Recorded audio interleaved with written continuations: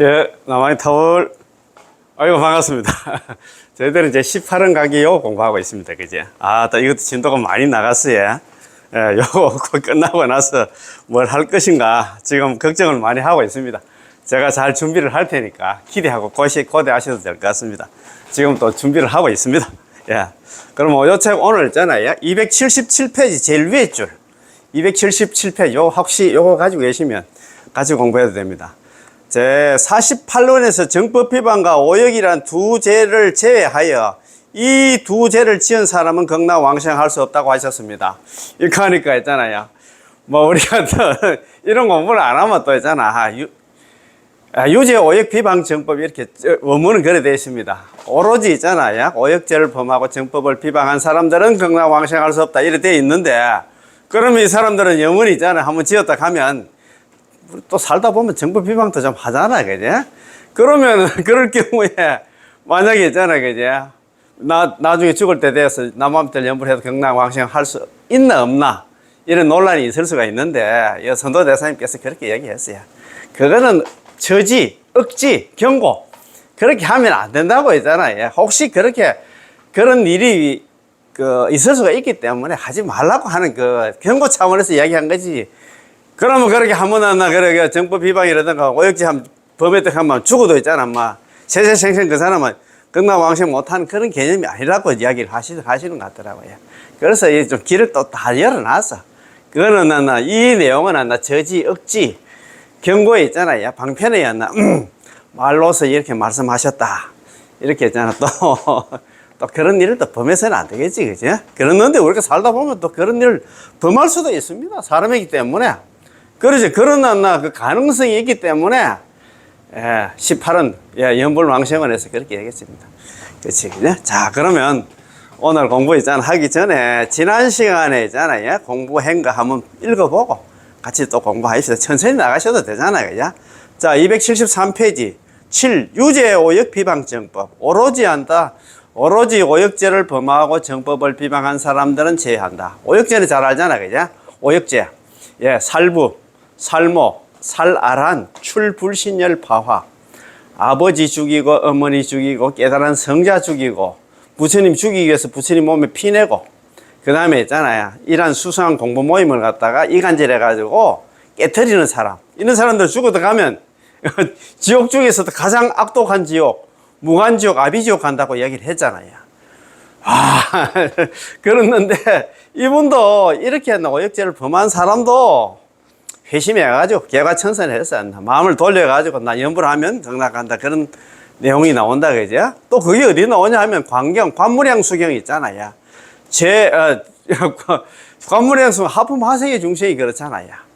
이 사람은 평생에 나 착한 일 하면 안 했어. 오역죄 범하고 시박 범하고, 여기는 정법 비방은 안 나옵니다. 오역죄를 범하고 시박을 다 저지르는 사람인데, 그래도 죽을 때 있잖아. 또 복이 많아가지고 선지식을 만나가지고, 그리고 또 자기 또 눈에 막 지옥의 불이 다가오는 거야. 그래서 놀래가지고 그 갈팡질팡 하는데 선지식이, 평소에 남함탈 연불 안 한 사람이 남함탈 연불 소리 안 나옵니다. 그러면 내 따라서 연불 하는데 10번 한번 해보자. 내가 남함탈 하면 니도 남함탈 연불 한번 해라. 그래가지고 연불 10번 해가지고 극락왕생했다는 그 책에 돼 있어. 책에. 참 관무량수에 돼 있습니다. 그러니까 우리가 이런 공부도 좀, 제가 참 공부하기 전에 그런 얘기를 좀 말씀드리겠습니다. 부처님 공부를 잘 하려고 하면은 그냥 연불하고 기도하는 게 그것도 중요하지. 하는데 그게 아닙니다. 문사수 3회라고 들어보셨지? 문사수. 좋은 법문을 많이 들어야 돼. 그게 기본. 듣고 나면 사유를 해야 돼. 그리고 그거 맞춰서 또 수행을 해야 된다. 문사수 사유. 가장 첫 번째가 뭐냐면, 좋은 법문을 많이 들어라. 우리 때는 조지스님 있잖아요. 버전을 하자면 정문훈서. 좋은 법문을 갖다 많이 듣는 그런 습관을 길러야 된다 이 말입니다. 법문을 많이 들어야 돼. 이 더러운 소가지 있잖아요. 기도해가지고 그 더러운 소가지 고칠 수 있겠어요? 자꾸 좋은 법문을 많이 들어야 돼. 법문 듣다 보면 스스로 생각하잖아. 내가 여태까지 참 진짜 내 위주로 살았다. 이게 자기 스스로 있잖아. 그거 괘씸이라 합니까? 회심이라 합니까? 후회도 하고 그렇잖아요. 좋은 법문을 많이 들어야 돼. 불교 공부의 기본이 첫 번째가 뭐냐면 많이 들어야 된다. 문사수. 문의 사회 수혜를 갖다가 문사수 삼회를 하잖아요. 좋은 법문을 많이 들어야. 법문부터 많이 들어야 돼요. 아시겠지? 그래서 이런 강의, 이런 법문이 있잖아. 제가 좀 허접하지만 또 자꾸 듣다 보면은 그래도 있잖아. 우리가 인이 백인데 할까. 제8 아리아식 장식에 있잖아. 저장이 되잖아. 그래서 이제 이런 것도 좀 들어봐야 된다. 이 말입니다. 예. 그렇지, 그죠? 자, 보면은 273ペ중간에 보면 7 유죄 오역 비방적. 오로지 오역죄를 범하고 정법을 비방한 사람들은 경락왕생 못한다. 이렇게 되어 있는데, 그러면 여기서 끝나는 건가? 아닙니다. 길을 또 열어놨어요. 제18원, 연불왕생은 총 9구절 36글자로 되어 있습니다.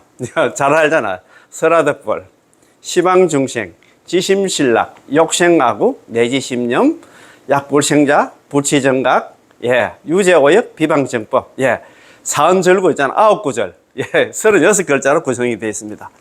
앞서 우리는 7구절을 갖다 함께 공부했는데요. 아직 안 남 마지막 2구절, 8글자, 유죄오역, 비방정법.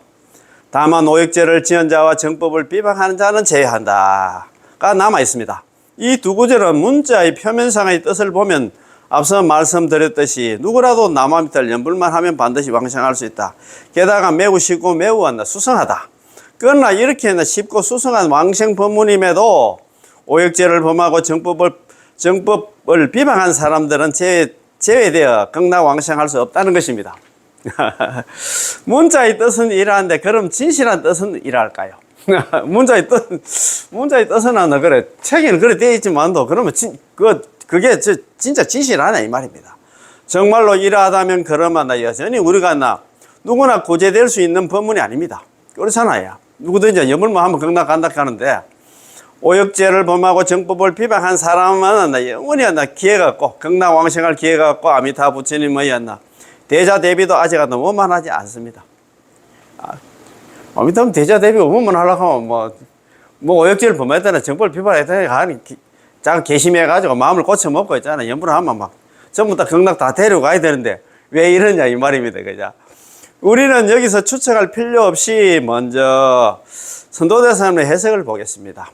관경사첩소, 관무량숭의 사첩소, 관경소라 하잖아요. 줄여서 그죠? 관경사첩소의 해석입니다. 다들 선도대사 전집을 펼치시고 선도대사 전집은 이거는 이 책은 우리나라는 아직 번역이 안 됐습니다. 이거는 지금 중국에서 지금 이야기하고 있는 겁니다. 중국 본토. 정종스님께서 법문하시면서 선도서 전집을 펼치시고 304쪽 밑에 세 줄부터 보겠습니다. 혹 어떤 중생이 착하지 못한 오역죄와 10가지 악을 갖다가 지었으며 온갖 착하지 못한 일을 행하는 경우이니라. 이게 이제 하품하생의 중생입니다. 그지? 오역죄를 범하고 10악을 다 저지르는 사람입니다. 이와 같이 어리석은 사람은 악업을 지은 까닭으로 마땅히 악도, 그 악도 중에 지옥 중에서도 있잖아요. 무간지옥, 아비지옥, 고통이 힘이 없는 지옥, 없을 무자 사이 간자. 다른 지옥은 조금 중간에 좀 쉬고 조금 고통이 좀 멈추는 그런 지옥인데 여기는 고통이 계속 고통을 주는 그런 지옥이랍니다. 그 아비지옥 무간지옥에 떨어져서 오랜 급동안 한없는 고통을 갖다가 받느니라 이래 돼 있다 그지? 돼 있는데 이는 광경의 경문으로 하품하생의 사람은 오역죄를 범하고 시박을 갖다가 저질른 착하지 못한 일을 행한 사람이라고 말씀하셨습니다.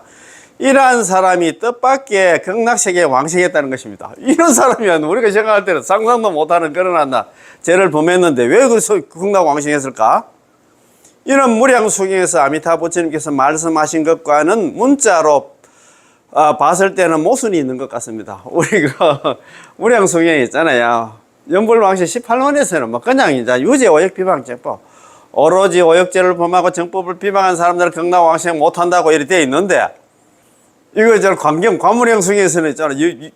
이렇게 오역죄 범하고 시박을 저지르는 사람들 연불해가지고 극락 갔다 하니까 이 경전한다 충돌되는 거 아닌가, 이 잘못된 거 아닌가, 모순되는 거 아닌가 이렇게 생각할 수 있습니다. 그죠? 그래서 선도대사님이 여기서 문답을 가정하였습니다. 선도대사님의 이 단락의 해석을 우리 함께 공부해 보겠습니다. 관문양 수행 경문에 대한 선도대사님의 관경소에서 해석하신 내용, 아래는 인용문은 관경소의 내용입니다. 자, 관경소에 관문양서 사첩소에서 이런 얘기를 묻기를, 저 48원 중에서 다만 오역죄를 범하고 정법을 비방한 죄를 지은 사람은 극락왕생할 수 없다고 설하셨습니다. 그렇잖아요, 그죠? 18원. 바로 18원 원문을 말하고 있습니다. 18원 연불왕생을 말하고 있습니다. 48원 중의 제18원에서 다만 오역죄를 범하고 정법을 비방한 죄를 지은 자는 제외한다고 말씀하셨는데요. 오역죄를 범하고 정법 비방의 중죄를 지은 사람은 제외되어 이 두 종류의 사람은 극락왕생을 할 수 없다는 것입니다. 그것만 무량수인 그것만 딱 읽어보면, 그러니까 이 공부 저 공부를 다 해봐야 돼. 그래서 이런 또 강의도 한번 들어봐야 된다 이 말입니다. 지금 이 관무량수경의 하품 하생에서 정법 비방은 골라내고 정법 비방은 빠져 있습니다.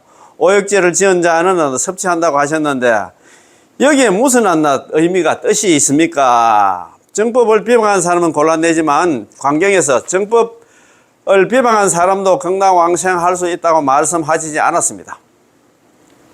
그러면 정법 비방한 사람은 영원히 못 가고 오역죄를 범하고 시박을 저지른 사람이라도 나중에 죽을 때 염불을 하면 극락왕생 한다고 했는데, 그러면 정법 비방하면 이것도 내가 불교도 잘 모르게 해가지고 정법 좀 비방을 많이 좀 해주시는데, 옛날에 그 인광대사님이 그렇다고 갑니까? 인광대사. 중국 연종 정토종한테 제13대 조사. 인광대사 문초도 지었고 있잖아. 그 우리 또 다음 시간에 공부하는 거.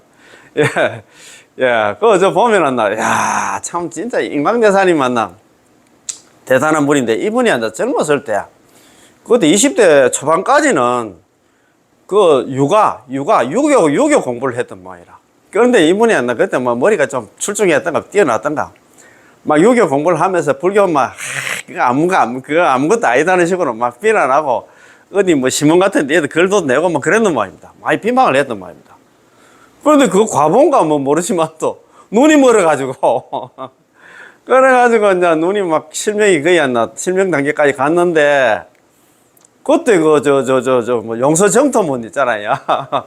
용서왕이류 거사, 용서정토문을 읽고 불교를 개종을 했다는 겁니까? 그래가지고 차츰 눈도 밝아졌고 해가지고 그런 얘기를 하는데, 어떻든 간에 우리가 살면서 있잖아요.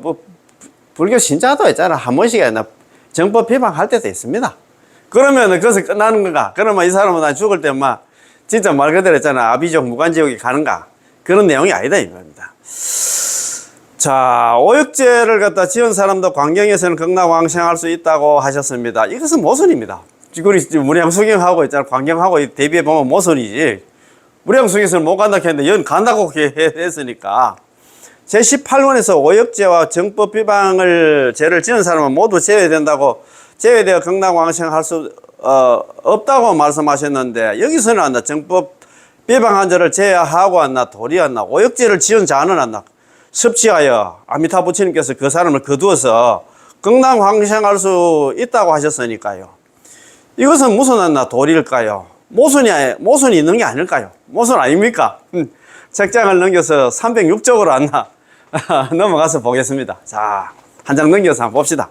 그 말입니다. 자, 답하기를, 이 뜻은 그러나 억지문의 입장에서, 저지문의 입장, 경고문의 입장에서 이해해야 된다. 자, 선도대사님께서 자문자답을 하시면서 이것은 억지, 저지의 각도에서, 경고의 각도에서, 방편의 각도에서 이해해야만 정확하다고 말씀하셨지요. 아래에서 상세하게 해석을 했습니다. 아래에서 더 상세하게 우리를 이해시킨다 이 말입니다. 예컨대 저 48원에서 정법 비방과 오역의 죄를 지은 자는 제외한다고 하셨습니다. 그러나 이 두 업은 그 장애가 지극히 막중하여 중생이 짓는다면 곧장 아비지옥에 들어가 여러 급 동안 이리저리 옮겨 다니면서 벗어날 수 없다. 자, 한 번 더 읽어보겠습니다. 예컨대 저 48원에서 정법 비방과 오역죄를 지은 자는 제외한다고 하셨습니다. 그러나 이 두 업은 그 장애가 지극히 막중하여 우리 중생들이 짓는다면 곧장 아비지옥에 떨어져 여러 급 동안 이리저리 옮겨 다니면서 그 아비지옥에서 벗어날 수 없다. 그런 내용이다 이 말이에요. 자, 48원에서 정법 비방과 오역죄를 지은 이 오역이란 이 두 죄를 갖다가 제외하여 이 두 죄를 갖다가 지은 사람은 경락왕생할 수 없다고 하셨습니다. 그렇잖아요, 그지? 왜 그럴까요? 이 두 가지 악업의 장애가 너무나 무거워서 이 죄를 지은 중생은 곧바로 아비지옥에 떨어질 죄입니다. 이 죄를 지은 중생은 숨이 끊어지자마자 바로 아비지옥에 떨어지게 됩니다. 자, 무간지옥에 떨어지게 됩니다. 이것은 정업입니다. 결정된 업이다 이 말입니다. 만일 당장에 숨이 끊어지면 당장에 아비지옥에 떨어지게 되는데 일단은 아비지옥에 떨어지면 여러 대급을 거쳐서 그곳에서 순회를 하며 아비지옥에서 있잖아 나오도 못하고 그래서 이리저리 돌아다니면서 이 지옥에서 저 지옥으로 옮겨 다니며 나올 방법이 없습니다. 그 결정된 업이라 정업이라. 그래서 방법이 없다 이 말입니다. 그죠? 자, 그러나 열애께서는 아미타 부처님께서는 그들이 두 가지 하나 잘못을 저지를까봐 염려하시오. 야, 참 이거는 부처님께서 미리 경고를 한다 이 말입니다. 자, 혹시 하나 이 두 가지 죄를 저지를까봐 염려하시어 방편으로 저지하여 억지하여 경고하여 왕생할 수 없다고 말씀하신 것이지 역시 섭취하지 않는 것은 아닙니다. 그런 죄를 지을 수도 있기 때문에 그래서 내가 그 죄 지면 나 안 본다 하지만도 우리가 그럴 수가 없다 이 말입니다. 이거 참 뒤에도 그 비유가 나옵니다. 자, 열애는 부처님이십니다. 부처님께서는 중생들 이 두 가지 잘못을 저지를까봐 염려하십니다. 부처님께서는 우리가 이 두 가지 잘못을 저지를 것을 염려하신다면 이는 우리가 충분히 이 두 가지 잘못을 저지를 가능성이 있다는 것을 설명합니다. 그러잖아요. 이렇게 경고할 때는 따문이잖아. 그런 죄를 지은 사람도 우리 방송 같은 데 보면 아버지 죽이 어머니 죽이 그런 방송이 한 번씩 나오잖아요. 예, 그 말입니다. 만일 아라한이라면 부처님도 아라한이여 오역죄를 저지르고 정법 비방하는 죄를 짓지 말아라고 말씀하지 않았습니다. 아라한 같은 경우에는 성자 아닙니까? 성인들한테는 그 이야기할 게 성문연가 고살한테는 이야기할 필요가 없어요. 우리 중생들 있잖아. 죄 없이 있는 중생들, 죄 많은 중생들한테 이런 얘기를. 자, 그것은 불가능합니다. 아라한은 성자시거든요. 설사 아직 성인의 가위를 정득하지 못했어도 발보리심을 한 사람은 오역죄를 범하고 정법을 비방한 죄를 짓지는 않을 것입니다. 따라서 우리와 같은 이런 생사죄악 범부에 대해서 성화무니 부처님께서 방편으로 저지하며 말씀하신 것입니다. 제발 너가 그런 죄 지으면 안 된다고 이야기했습니다. 부처님께서는 우리를 저지하여 이 두 가지 죄를 지으면 경락왕생할 수 없다고 말씀하셨습니다. 참 그렇지 그죠? 이는 단지 방편으로 저지하는 것이지 방편으로 억지하는 것이지 경고하는 것이지 결코 부처님의 진심은 아니었습니다. 참 그래도 우리 중생들 중에서 이런 또 죄를 짓고 있잖아. 나중에 또 개과천선 해가지고 마음 돌려가지고 연번하면 또 내가 눈 감고 내가 외면할 수 없다 이 말입니다. 자, 진짜 대단하다. 야, 당신이 아직 죄를 짓기 전에 먼저 당신이 못하게 막는 것이죠. 그렇지? 우리 중생들이 죄를 짓기 전에 미리 부처님께서 경고를 했다 이 말입니다. 자, 다른 죄업들은 그래도 좀 가볍지만 이 두 가지 죄의 가보는 너무나 무거워서 일단 아비지옥에 떨어지면 너무나 위험하기 때문에 먼저 억지 경고하시는 것입니다. 참, 역시 섭취하지 않는 것은 아니다. 그래도 있잖아. 우리 아미타 부처님 대비력 합니까? 그래도 있잖아. 우리 중생들 그러면 또 좀 마지 못해서 가지고 그래도 있잖아. 살가운 마음으로 아이고 이 중생도 다 이제 극락으로 다 데려간다 이 말입니다. 부처님의 본심도 오역죄를 범하고 정법을 비방한 중생을 섭취하지 않으려는 게 아닙니다. 이는 우선 제18론 중에 방편 저지를 설명한 억지를 경고를 설명하는 것입니다. 다음은 하품하생을 갖다가 해석하고 있습니다. 하품하생의 중심 한번 보십시다. 자, 또한 하품 하생에서 오역죄는 섭취하고 오역죄를 범한 사람은 거두어 주시고 정법 비방은 제외한다는 것은 그거는 정법 오역죄를 범하고 시박을 저지르는 사람 그거에 대해서 얘기인데 정법 비방에 대해서는 제외했는데 그러면 정법 비방한 사람들은 영원히 있잖아. 그러면 막 눈 감고 있잖아. 막 그 사람 개과천선 내가 남앞들 연불해도 막 그러면 거둬주지 않는 게 않나 하나 그거에 대한 이야기입니다. 부처님의 자비는 참으로 매우 적절하고 세밀하십니다. 오역죄를 범한 사람도 섭취함. 오역 중죄를 지은 사람은 섭취하여 극락왕생할 수 있고 정법 비방은 제외함. 정법 비방의 죄를 지은 자는 제외되어 왕생할 수 없다고 말씀하십니다. 이미 오역죄를 지은 사람은 육도 윤회에서 그대로 내버려둘 수 없어서 다시 대비심을 발해서 섭취하여 극락왕생하게 됩니다. 이 사람은 이미 오역죄를 지어버렸습니다. 그래서 만일 그를 포기한다면 그는 다시 한번 사막도에 요전하게 되기 때문에 부처님께서 차마 그가 다시 요전하게 내버려 둘 수 없어서 다시 대비심을 발라여 섭취하시어 극락왕생하게 된다는 것입니다.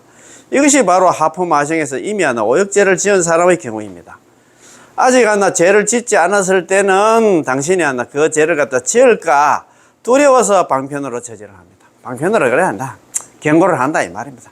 제발 좀 그런 죄는 짓지 마라. 이는 마치 좋은 비유가 나옵니다. 이거 보면서 참 정종법사님이 대단하시다는 생각이 들더라고요. 이는 마치 부모님이 자녀들에게 날씨가 추워졌으니 옷을 갖다 더 껴입고 학교에 가야 한다. 옷을 껴입지 않아서 감기에 걸리면 난 모른다. 이렇게 처음에 경고를 합니다. 그지? 모른다라고 말하는 것 같습니다. 우리는 이렇게 말할 것입니다. 그렇죠. 좋아요. 그가 감기에 걸리면 당신은 그냥 내버려 둘 것인가요? 애가 감기에 걸렸다면 당신은 여전히 돌봐야 합니다. 그렇잖아. 엄마가, 아버지가 제발 너 옷 두툼하게 입고 학교 가라고 했는데 감기 걸렸다. 그렇게 말을 했는데도 감기 걸렸으면 나는 모르겠다. 이렇게 우리 방치는 못 하잖아. 그죠? 그래도 있잖아. 아이고, 자식인데. 말 안 듣는 자식이라도 거둘 수밖에 없지. 그가 감기에 걸리기 전에 당신이 저지를 갖다 억지를 하여 경고를 하며 날씨가 추워졌으니 옷을 더 입어야 한다. 만일 옷을 껴입지 않아서 감기에 걸리면 난 모른다. 라고 말하는 것. 이것을 갖다가 방편 억지라고 부릅니다.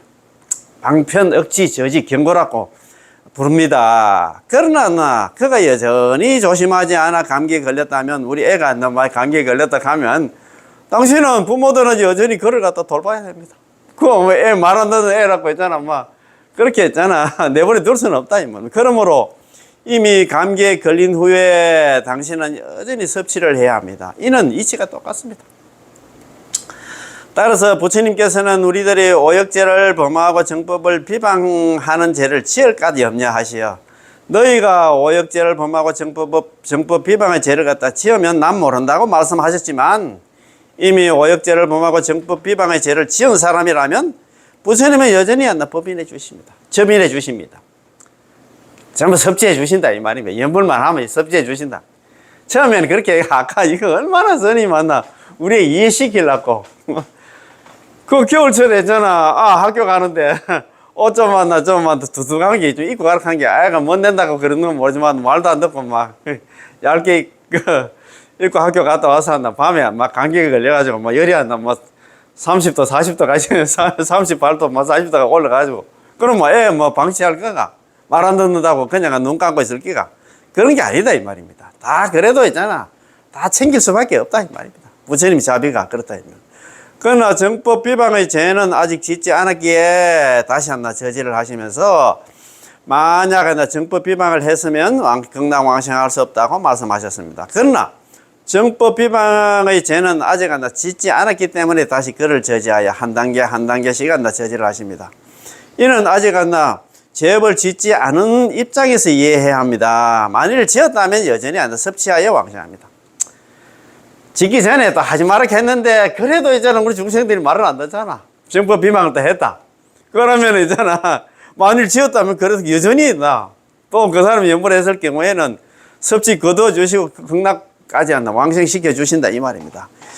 이 역시 그가 아직 정법 비방의 죄를 짓지 않았다는 것을 가정하여 하신 말씀입니다. 만일 이미 정법 비방의 죄를 갖다 지은 사람이라면 부처님의 대자비심은 여전히 포기하지 않고 여전히 섭지해 주십니다. 거둬 주신다. 이 말입니다. 우리를 갖다가. 나 참 진짜 말 안 듣는 중생 있잖아요. 뭐 끝까지 AS다. 자, 정법 비방의 죄를 지은 사람마저도 부처님은 섭지해 주시는데 세상 어디에 이런 자비가 있습니까? 이런 무연 자비는 없습니다. 끝없는 자비는 없다 이 말입니다. 부처님을 비방하고 정법을 비방하며 불법을 인정하지 않는 이런 사람도 부처님께서는 포기하지 않으신다면 단 한 명도 포기하는 사람은 없을 것입니다. 그렇잖아요. 누구든지 다 데려간다. 극락 다 데려간다.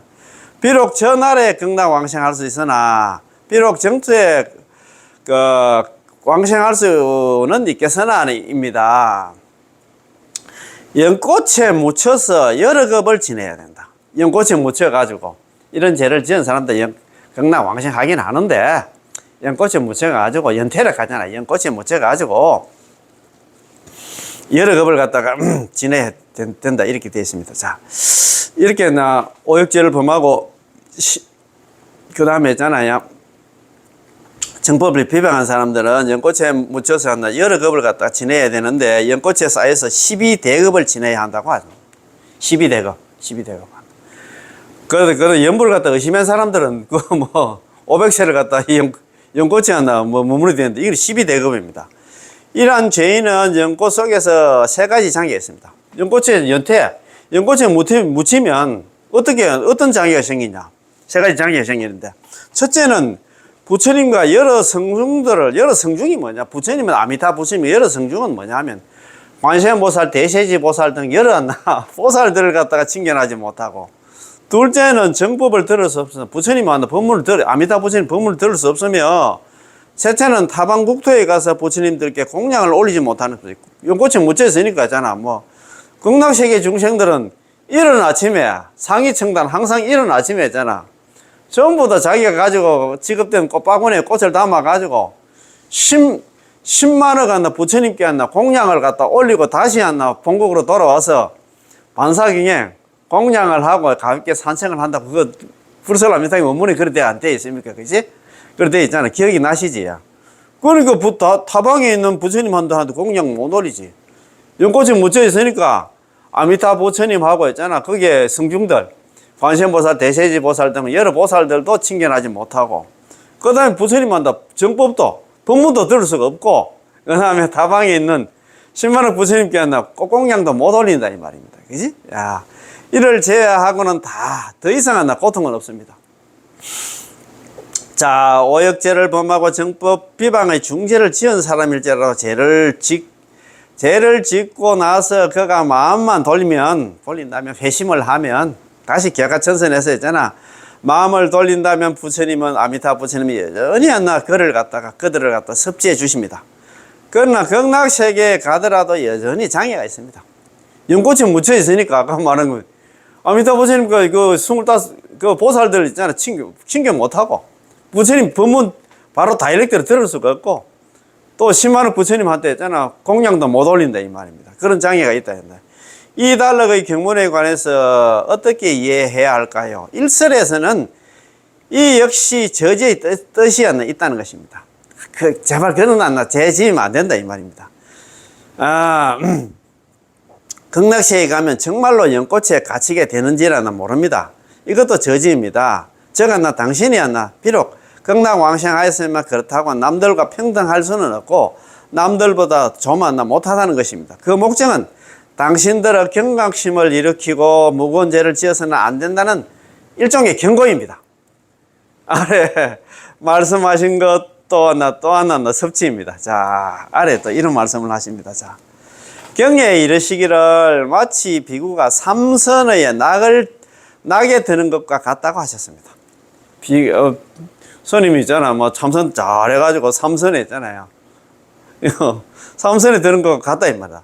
비록 연꽃 속에 세 가지 장애가 있어서 부처님을 뵙고 법문을 듣고 공양을 올지는 못하지만 그래도 그거에 나 즐거움은 여전히 마치 않나 비구가 삼선의 낙에 드는 것과 같습니다. 삼선의 낙은 이 세상에서 가장 즐거운 일종의 낙입니다. 자, 마땅히 알아라. 비록 한다 연꽃 속에서 여러 아까 12대급이 지나도록 한다 꽃이 열리지 피지는 않지만 그래도 지옥 아비지옥에 떨어져 가지고 오랜 세월 동안 온갖 고통을 받는 것보다는 낫지 않겠는가. 아비지옥 가는 거 생각해 보이소. 그래도 우리가 그 연꽃에 뭐 극락왕생가 연꽃이 한데 12대급 동안 왔나 묻혀가지고 나오지는 못해도 그래도 아비지옥에 가는 것보다는 100배 1000배 낫다 이 말입니다. 그래서 연불해다 이 말입니다. 그렇죠. 자, 이 단락에서 또 다른 섭취의 의미가 포함되어 있습니다. 아이고 나중에 나 연꽃 속에서 세 가지 장애라니 하며 듣다 보면 태심을 하게 됩니다. 마음이 좀 물어나는 그런 마음을 갖다 가지지. 아이고 나는 막 아이고 이렇게 생각해 보니까 뭐 극락도 좋긴 좋지만 아이고 연꽃 속에서 12대급도 나오도 못하고 거기서 뭐 갇혀 있으면 아이고 막 차라리 나는 아비지옥 가겠다. 이렇게 하면 안 된다 이 말입니다. 그래도 자네가 지옥에 아비지옥에 가는 것보다 낫지 않겠는가. 하품 아생의 중생은 필이하나 아비지옥에 떨어져서 오랜 세월 동안은 고통을 받아야 할 중생임을 알아야 하네. 지금은 이미 극락세계에 왕생하였으니 비록 12대급 동안은 연꽃이 피지 않는다지만 연꽃 속에서 마치 비구가 삼선의 낙을 누리는 것과 같다고 한다. 그러니 지옥에 떨어지는 것보다 몇백 배, 몇천 배, 몇만 배 더 좋지 않는가. 이렇게 들으니 마음이 또 기뻤습니다. 그래서 다시 왕생하고자 합니다. 남암타월 연불에서 극락 왕생하고자 하는 그런 마음을 낸다 이 말입니다. 아미타불 부처님의 서원과 자비에는 이러한 여러 겹의 관계들이 있습니다. 부처님께서 우리와 같은 죄업을 짓는 중생들에 대해서 마치 한 걸음 한 걸음씩 양보를 하는 것과 같습니다. 부처님에게는 마지노선이 없습니다. 그렇잖아요. 그죠? 최대의 마지노선이 바로 오역죄를 갖다 범하고 정법을 비방하는 것이죠. 너희들이 오역죄를 범하고 정법 비방의 죄만 짓지 않으면 된다. 만에 하나 오역죄를 지었으면 부처님은 한 발 더, 한 걸음 더 물러나시며 그럼 정법 비방의 죄는 짓지 말아야 한다라고 말씀하십니다. 또 만에 하나 정법 비방을 했으면요 부처님은 다시 한 걸음 물러서서 여전히 섭제해 주십니다. 연불하면 정법 비방을 했든 오역죄를 범했든 간에 연불만 하면 전부 다 거두어 가지고 전부 극락으로 다 데려간다 이 말입니다. 그러나 당신이 아직 그런 죄를 짓기 전에 부처님께서 여전히 이렇게 경계를 합니다. 경계를 해야 합니다. 그렇지 우리 중생들이 이렇게 말을 해도 죄를 자꾸 짓기 때문에 그럴 수밖에 없다는 말입니다. 만일 이러한 부처님의 뜻을 추론해 본다면 설사 시박의 죄도 부처님은 역시 우리들이 짓는 것을 갖다가 바라지 않습니다. 자, 그렇지 그죠? 자, 시박의 죄를 짓기 전에 부처님은 틀림없이 저지를 하시면 너희들은 시박의 죄를 지어서는 안 된다라고 말씀하실 것입니다. 그렇잖아요. 만약에 당신이 이미 한 가지 악을 지었다면 그러면 아직 남은 9가지 악은 지어서는 안 된다라고 말씀하시는 것입니다.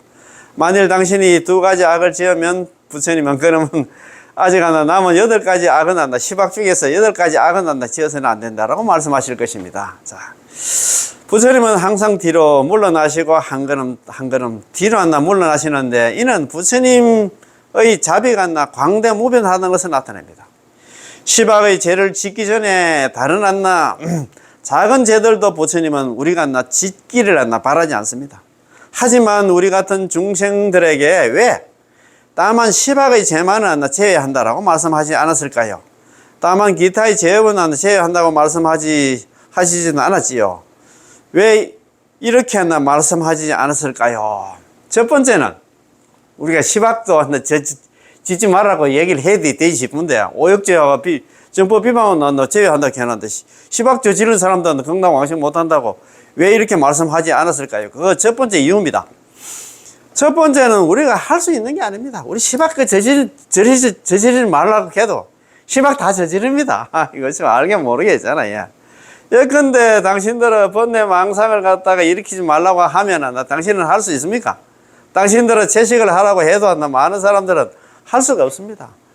만일 저지를 갖다 억지 경고를 하지, 만일 저지를 하면 육식을 하지 말라고 말한다면, 만일 이렇게 저지를 한다면 거의 저지가 되지 않을 겁니다. 육식하지 말라, 채식만 하라, 이렇게 얘기해도 번뇌 망상 없이 뭐 그렇게 해도 안 된다 이 말이야. 우리 중생들이. 아이고 참.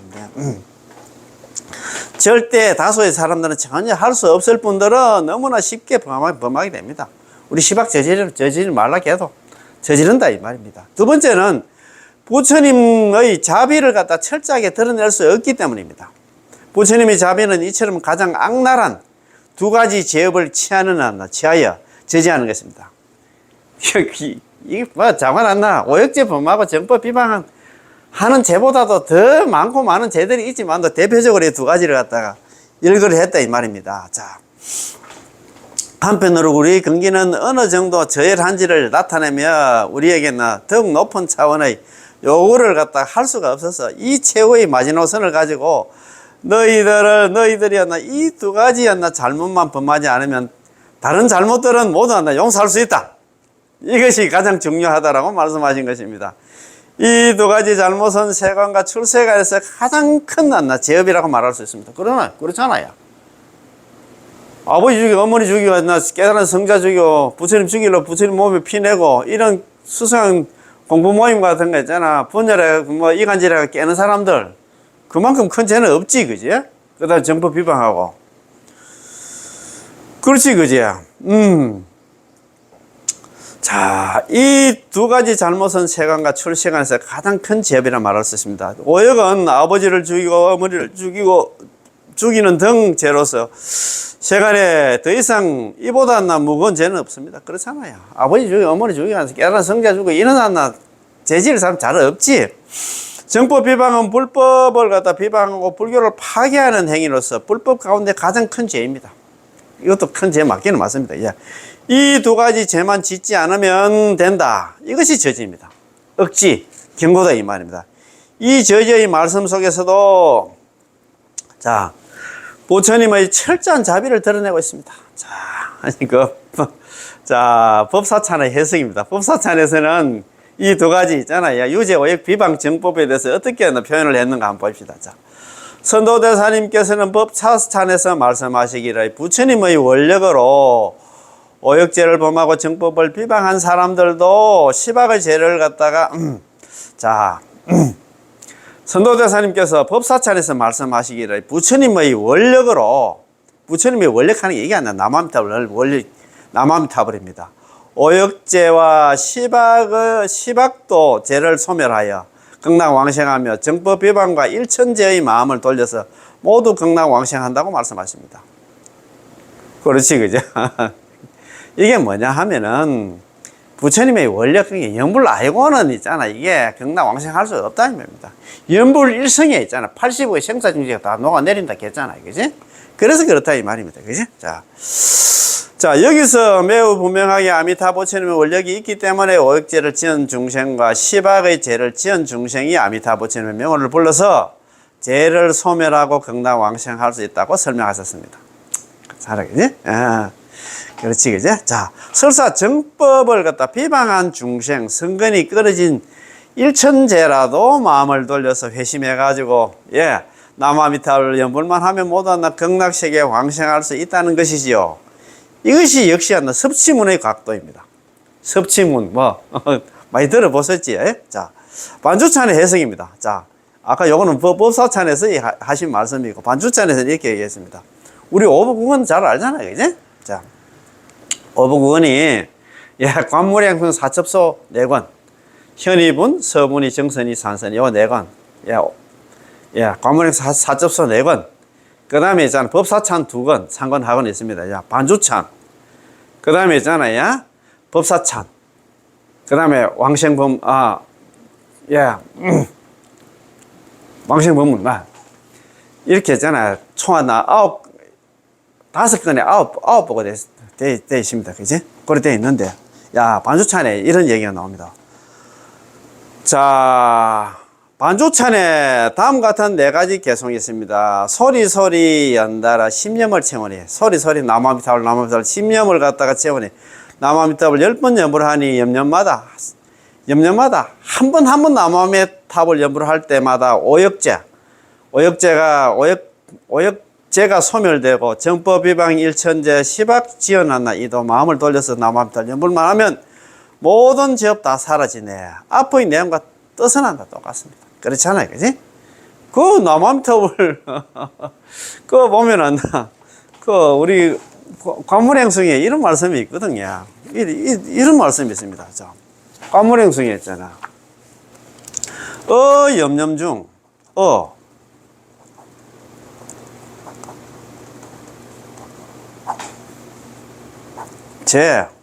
한 번 나무아미탑을 한 번 할 때마다 80억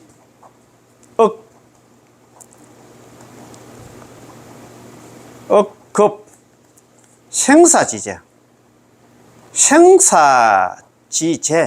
죄입니다. 죄. 생사의 죄가 다 죄가 된다. 염염중. 요게 이제 관모량 수경이 있잖아요. 관경. 예. 하품 하생의 중생이 있잖아요. 있으니까 아까 그 말씀드린 게. 이 사람 평생 착한 일 하면 안 했어. 그리고 저는 오역죄를 범하고 시박을 다 저지른 그런 악질 중생인데, 그래도 있잖아, 이거 선지식 만나가지고 죽자마자 이 사람은 바로 안 남아. 바로 있잖아요. 무간적 아비적이 떨어지는데, 그래서 선지식이 내 딸은 나무아미탑 연부를 합니까? 나무아미탑 한 번 할 때마다 80의 생사중재가 다 녹아내려가지고 극락왕생했다는 그 내용 아닙니까? 그죠? 그래서 있잖아, 이렇게 하나잖아요. 소리소리 연달아 십념을 채우는 나무아미탑을 10번 연부를 하니 염년마다 오역제가 다 소멸하고 정법 비방한다 일천제 그 시박제를 지은 이들도 마음을 돌려서 나무아미탑을 연부만 하면 모든 죄가 다 사라지네. 앞의 내용과 똑같습니다. 오역제를 지은 자, 불법을 갖다가 정법을 비방한 자, 성근이 끊어진 자 일천제를 가잖아요. 그 다음에 시박의 죄를 지은 자, 이런 중생들도 마음을 돌려서 회심을 해가지고 나무아미탑을 연불만 하면 죄업의 장애가 모두 사라져서 서방정도 극락세계 왕생하게 된다는 것입니다. 야, 이거 참 너무너무 좋다, 그지? 그래서 나무아미탑을 일성에 80억의 생사중재가 다 녹아내리기 때문에 우리가 연불이 있잖아요. 그래서 여기를 하더라고. 저번에 우리 뭡니까? 인광대사 있잖아요. 법의 약한 거 보니까 이러다. 나무아미탑을 연불하는 사람은 별도로 참여할 필요가 없다. 물론 난 참여하는데 업장 녹이는 데서는 건강경이 최고도 잡고, 절수행이 최고도 잡고, 뭐가 최고도 잡고 샀는데, 물론 안 하는 것보다 하는 건 좋기는 좋습니다. 그렇지만 그보다 더 수승한 게 뭐냐면 나무아미탑을 연불이다, 이 말입니다. 그게 어디 돼 있는데? 염염중, 한 번 더 제가 보여드릴게요. 염염중, 80억급 생사지제. 염염은 한 번 나무아미탑을 한 번 할 때마다 제가 된다, 뭐가? 80의 생사중재가 제가 된다. 녹아내린다, 이 말입니다. 그 녹아내리는 그 덕분에 우리가 전부 극락왕생한다, 이 말입니다. 얼마나 좋습니까? 그래서 우리가 오늘 공부가 이제 그 키가 뭐냐면, 유죄 오역 비방 정법편, 오로지 그 오역죄를 범하고 정법을 비방한 사람은 극락왕생하지 못한다고 무량수경에 되어 있는데, 그러면 거기서 포기할 것인가? 관무량수경이 바로 나왔잖아요. 오역죄를 범하고 있잖아, 시박을 저지르는 사람도 나무아미탑을 연불해서 극락왕생했다. 그러면 이 두 가지 경제에 충돌돼가지고 거짓말 아닌가? 그렇게 생각할 필요가 없다, 이 말입니다. 예. 그래서 이런 공부를 자꾸 해야 돼요. 그래서 선도대사님께서 있잖아, 오분군을 지은 이유가, 우리 중생들이 이것 때문에 그 당시만 해도 있잖아요, 설왕설래 했단 말입니다. 그 책이 그리 되어 있기 때문에 무조건 지은 사람들은 무조건 못 간다 하고 하니까, 이거 두 책이었나 충돌되고 하니 틀린 거 아이가. 그래가지고 선도대사님께서 이걸 갖다가 해정했잖아요. 선도대사 미타와센이 창정토정 해정곡은 그 당시까지 잘못된 해석을 바로 잡았다, 이 말입니다. 야, 그러니까 있잖아요. 얼마나 고맙고 감사하면 그러나 대선사입니까, 그죠? 참 우리 연불 특히나 정토정 정토정 연불에서 가지고는 큰 스님이었나 선도대사님이십니다, 그죠? 늘 고맙고 감사하고 그렇습니다. 그죠? 이렇게 해서 문제식 마치겠습니다. 예. 나만이 타불, 예, 고맙고 감사합니다. 예.